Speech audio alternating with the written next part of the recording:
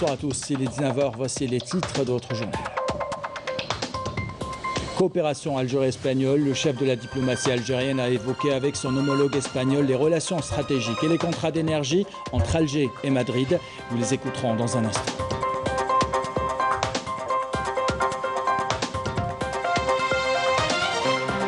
À l'occasion de la Journée internationale des personnes âgées, les questions d'une maison pilote à Sétif qui permet aux seniors d'apprécier la douceur de vie. Ils sont connectés à la nature, ils cultivent des potagers et mènent une vie presque normale.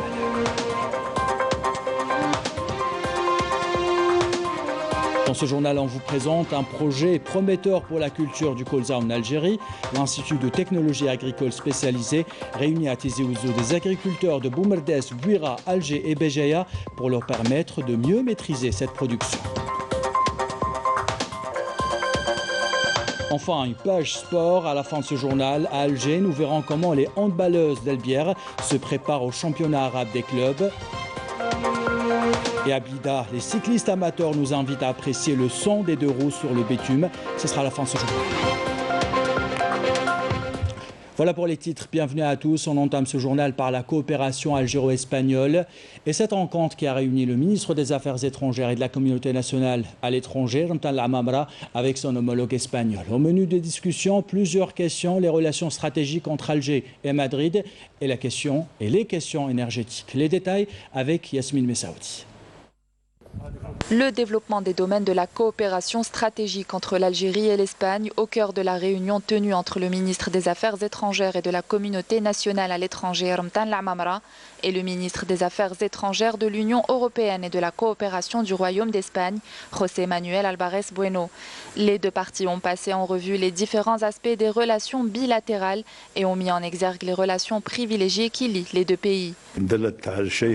Cette rencontre traduit l'intérêt accordé par le gouvernement espagnol aux relations exceptionnelles qu'il partage avec l'Algérie et elle traduit également l'importance aux yeux des autorités algériennes des relations bilatérales, de leur qualité et de leur volume, et ce, de par le statut de l'Espagne comme État méditerranéen important ayant des relations traditionnelles et des perspectives prometteuses de coopération économique avec l'Algérie. Comme vous le savez, les deux pays entretiennent des relations d'amitié et de bon voisinage. Nous avons passé en revue les différents aspects des relations entre l'Espagne et l'Algérie, à commencer par les prochaines échéances politiques entre les deux pays, à leur tête la tenue du prochain sommet en Espagne, puis des échéances liées à la coopération, la coordination entre les ministres des Affaires étrangères des deux pays.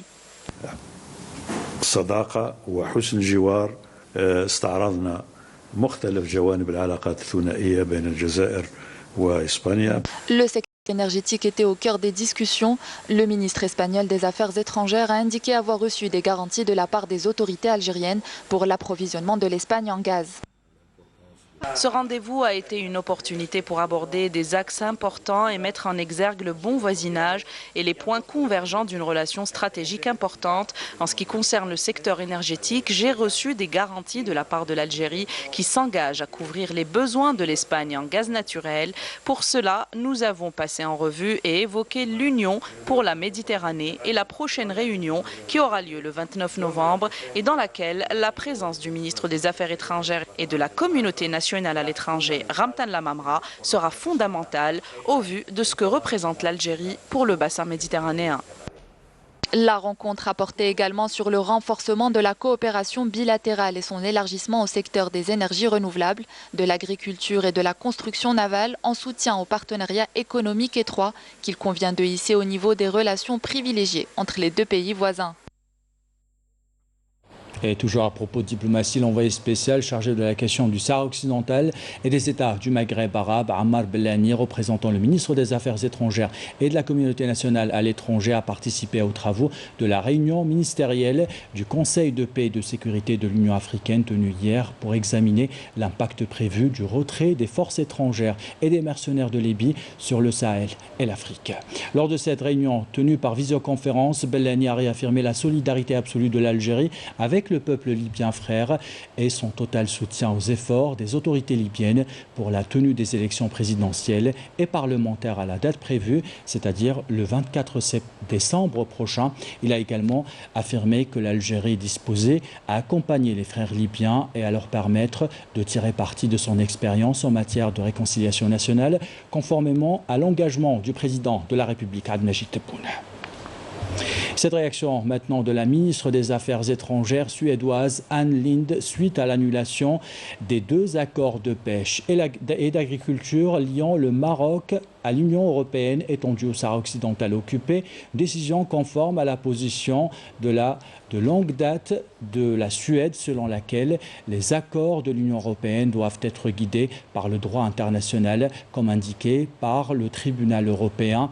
Le ministre des Affaires rurales suédois a réaffirmé aussi que dans un document adressé à la Commission européenne que son pays refusera chaque nouvel accord de partenariat entre l'Union européenne et le Maroc dans le domaine de la pêche tant qu'il inclura les eaux territoriales sahraouies. Et de son côté, le Parti communiste français s'est félicité de cette décision, rappelant que le Sahara occidental reste un territoire non autonome en l'absence de règlement défini et que l'ONU donc un règlement définitif et que pour l'ONU, c'est un référendum d'autodétermination.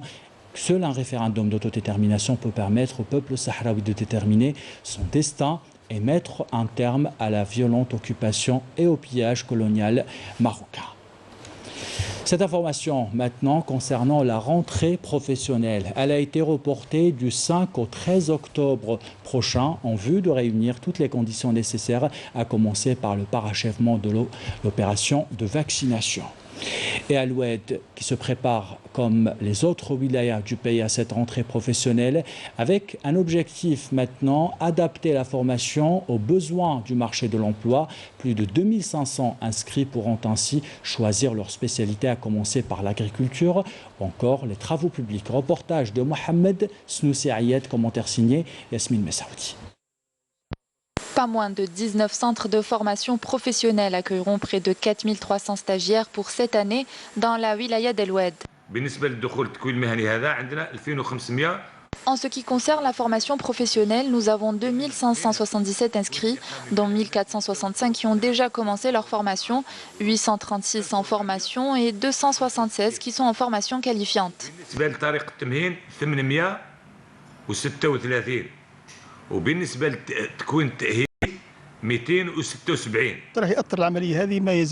Pour cette rentrée, nous avons 465 cadres qualifiés, en plus du personnel administratif et pédagogique pour assurer la bonne tenue de la formation. Une opportunité pour les apprenants pour acquérir un savoir-faire, accroître leur niveau de qualification et se donner toutes les chances de trouver un emploi. Nous avons ouvert de nouvelles spécialités dans les secteurs de l'agriculture et des travaux publics, selon les besoins de la région.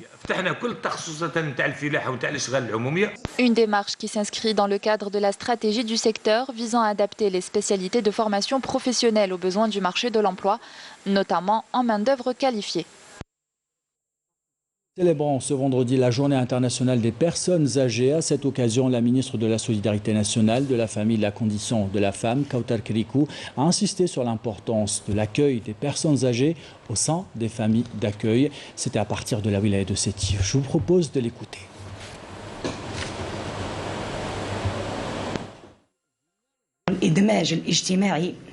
L'intégration sociale et économique sont les objectifs du secteur. Pour cette catégorie de personnes, nous avons fourni beaucoup d'efforts afin d'encourager la médiation familiale et permettre l'accueil des personnes âgées au sein de familles d'accueil. Nous avons un taux de réussite assez important dans ce domaine et nous poursuivons nos efforts dans ce sens. Il y a, comme je le disais, l'intégration économique. Nous avons, dans ce contexte, initié une expérience par le biais de l'Agence nationale de gestion du microcrédit en consacrant des projets spécifiques à cette catégorie de personnes. À ce jour, près de 9000 personnes âgées en ont bénéficié. Et nous restons à Sétif pour découvrir cette belle initiative, permettre aux personnes âgées de retrouver une vie normale à travers des activités comme le sport, le jardinage et même l'élevage d'animaux, des activités qui ont changé le quotidien de certains.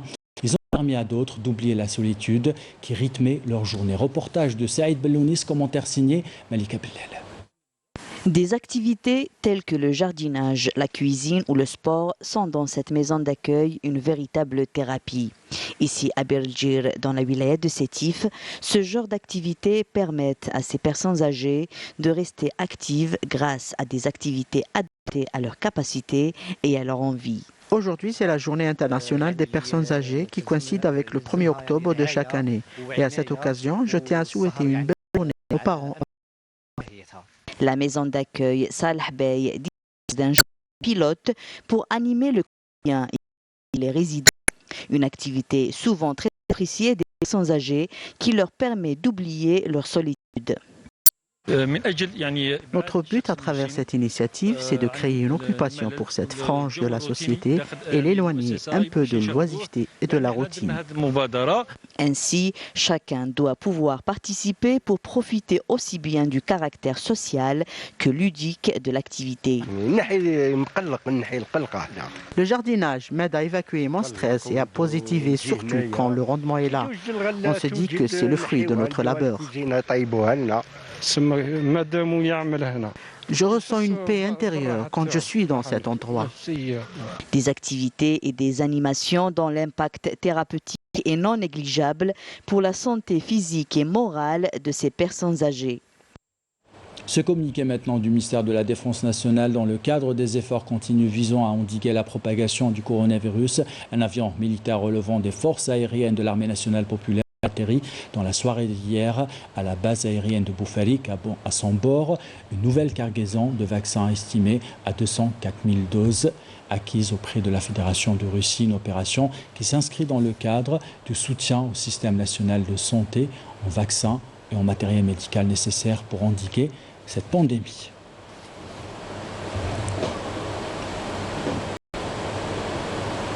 Et le bilan de cette journée, 158 nouveaux cas confirmés de coronavirus, 110 guérisons et 3 décès selon un communiqué du ministère de la Santé. Tout à fait autre chose à présent, on vous propose de découvrir un projet qui compte à transformer des étendues de champs de culture en colza.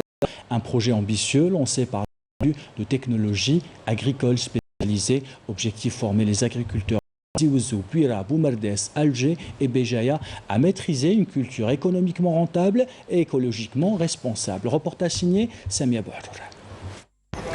Culture du colza, perspective et développement, une rencontre qui a été organisée au niveau de l'Institut de technologie moyen agricole spécialisé de Bouhalfa à Tizi-Ouzou entre les professionnels du secteur. On a opté pour le colza car on a trouvé qu'il est mieux adapté dans nos sols. En plus de ça, donc même côté rendement, il est assez satisfaisant. Et afin de réduire la facture d'importation concernant donc, tout ce qui est produit agricole, et cette facture qui est assez lourde, comme l'a déclaré Monsieur le ministre de l'Agriculture, qui est de 1,2 milliard de dollars, donc afin de contribuer à la diminution de cette facture, donc on va introduire cette culture, Inch'Allah.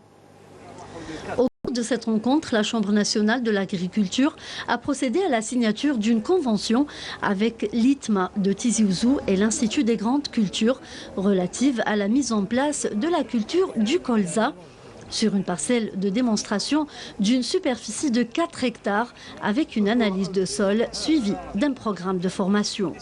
Elle va nous permettre déjà de dégager, comme j'avais dit à mes collègues, toutes les contraintes du sol.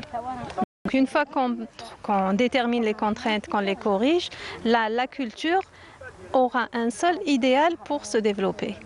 Donc ça nous permet aussi de connaître en fonction des éléments nutritifs, le des doses d'engrais, donc la dose adéquate et idéale qui répond aux besoins de la culture. Donc comme ça, on n'a pas d'excès et des pertes surtout en coût par l'agriculteur. Rien ne se perd dans la culture du colza. Après extraction de l'huile, le reste se transforme en aliment de bétail. Dans une avant-garde nationale d'autosuffisance nutritionnelle qui va aussi alimenter les animaux, nos animaux, et de là même le colza que vous voyez là va alimenter, il a une très belle floraison, on aura plus de miel, et quand on a plus de miel, on aura plus de fertilisation et de pollinisation, et là l'Algérie verra un monde plus moderne dans le cadre productif. Mouloud, parmi les agriculteurs qui se sont lancés dans cette culture, aujourd'hui, il nous exprime sa satisfaction. Pour cette année, Inch'Allah, avec le soutien de l'État, on va cultiver plus, environ 60 hectares, des parcelles qui se trouvent à Bouira et Tizi Ouzou. Grâce aux mesures de facilitation prises par le gouvernement, à savoir la baisse du prix des engrais, l'octroi des crédits, la culture de colza verra de meilleurs jours, surtout que son écoulement sera assuré à un prix très étudié. Et en parlant de prix, révolutionner le paiement électronique en ligne en Algérie et surtout pour les exportateurs de services. Un porteur de projet de Mostaganem a mis en place une banque en ligne sécurisée qui permet aux clients de mieux gérer leur portefeuille et leurs transactions en un seul clic. Reportage de Selim Skandar, commentaire signé Yasmine Messaoudi. Très populaire de l'autre côté de la Méditerranée, les banques en ligne comptent de plus en plus de clients. Dans la wilaya de Mostaganem, cet ingénieur en informatique a conçu une banque électronique 100% algérienne qui offre des fonctionnalités complètes et prêtes à l'emploi pour répondre aux besoins de ses clients.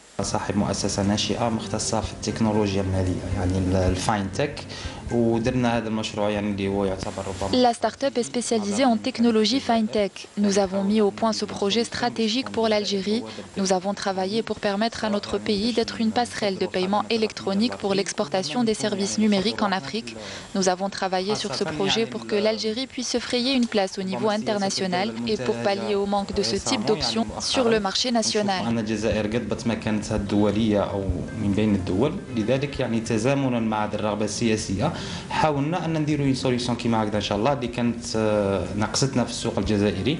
Alliant rapidité et efficacité, cette application répond aux normes sécuritaires internationales. Donc la solution c'est zéro risque. Donc le client n'a aucun risque en utilisant notre application. Nous avons la conformité PSI-DSS qui permet aux clients étrangers d'y accéder. Nous avons aussi la certification du NIST qui nous permet d'accueillir les clients des États-Unis. Nous avons pas moins de 212 fonctionnalités pour la sécurité des données de nos clients. On a pas mal de méthodes de sécurité. Plus besoin de se déplacer, les clients peuvent désormais consulter leur compte bancaire à distance tout en effectuant leurs transactions classiques en un seul clic. Dans cette page sportive maintenant, on vous dit comment se préparent les championnes d'Algérie de handball pour le championnat arabe des clubs. Elles s'entraînent 6 jours sur 7 pour être prêtes le jour J, mais elles sont tout de même perturbées par le manque de visibilité quant à l'organisation du championnat d'Algérie. Reportage Sid Ahmed Bouraïb. Représenter dignement le handball algérien, ça sera le but des joueuses d'El Biar, championnes d'Algérie 2020-2021.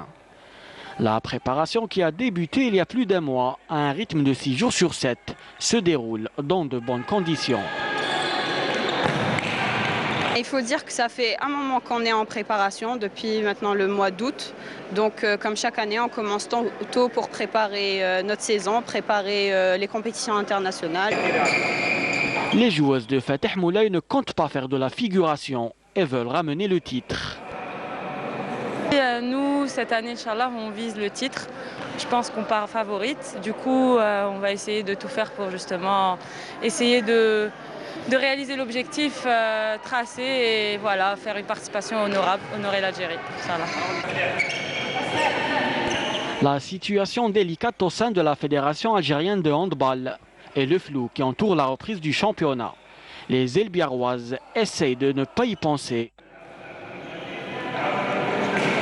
On avait une date de commencer le championnat. La planification d'après le 15 ou le 16 le championnat, mais à ce jour, rien n'est confirmé.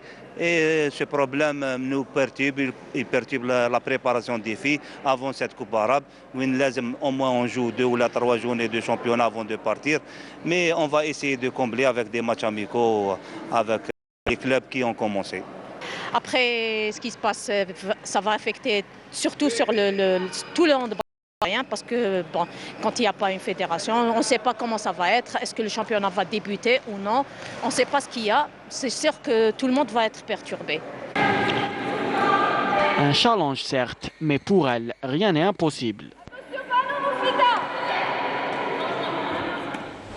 Et sachez que le championnat arabe des clubs est prévu en Tunisie du 26 octobre au 2 novembre prochain.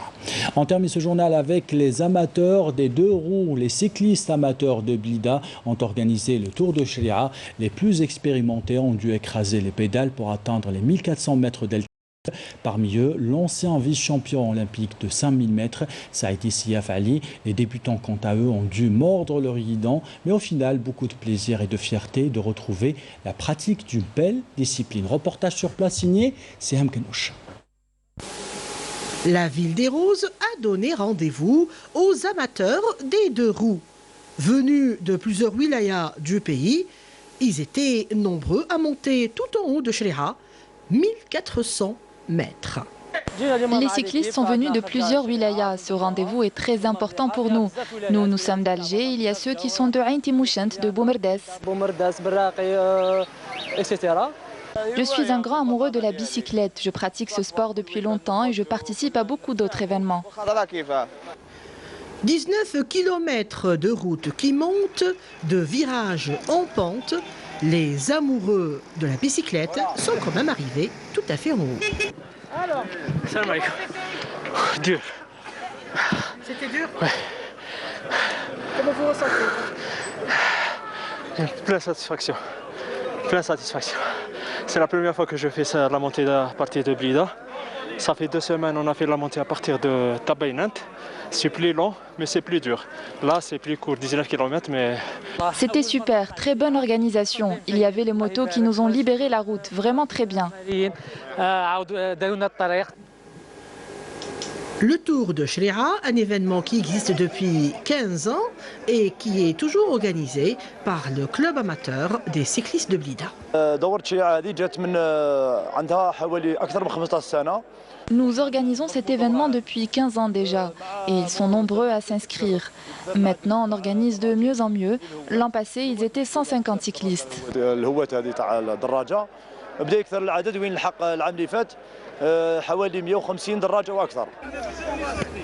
Des jeunes, des moins jeunes, des anciens champions olympiques ont participé aussi. C'est un sport qui ressemble à l'athlétisme. C'est la même souffrance, c'est un sport lent. C'est-à-dire, comme là aujourd'hui, on a fait combien? On a fait 19 km en côte. C'est la vraie souffrance. Hein. Le Tour de Chérira, c'est tous les vendredis du mois d'octobre. Il est réservé aux amateurs qui sont de plus en plus nombreux. Et le rendez-vous est donné pour tous les amateurs des 2 roues tous les vendredis du mois. Ainsi va l'actualité, c'est la fin de ce journal. L'équipe de la rédaction qui l'a préparé, l'équipe technique qui l'a réalisé, vous remercie de l'avoir suivi.